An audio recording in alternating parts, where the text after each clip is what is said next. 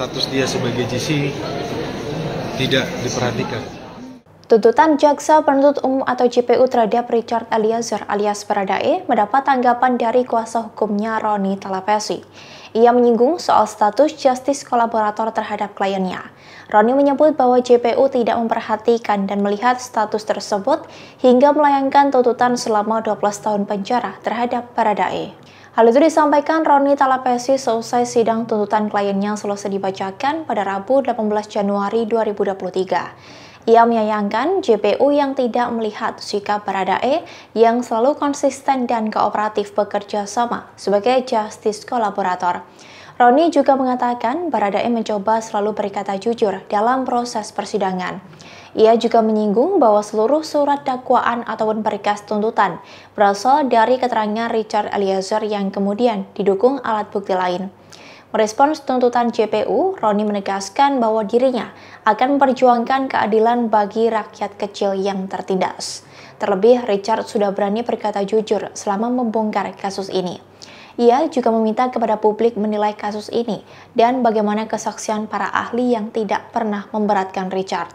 Sementara itu, pihaknya akan mengajukan nota pembelaan pada sidang berikutnya untuk meringankan vonis hakim nantinya.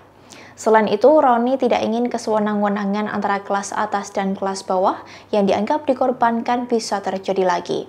Untuk kedepannya, ia berharap kepada majelis hakim selaku wakil Tuhan bisa menerapkan keadilan bagi Richard Eliezer.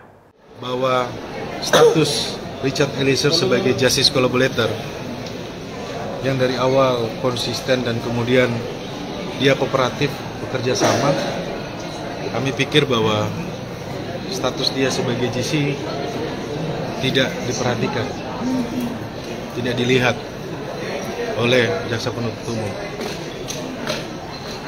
Bahwa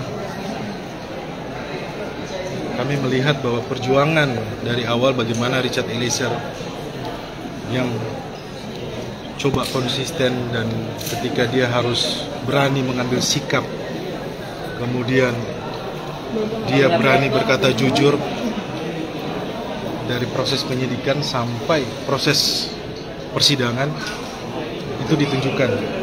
Kemudian kalau rekan-rekan menyimak bahwa hampir seluruh dakwaan ataupun berkas penuntutan itu adalah datangnya dari awalnya keterangan dari Richard Eliezer. Demikian informasi kali ini, nantikan informasi lainnya hanya di YouTube Tribun News.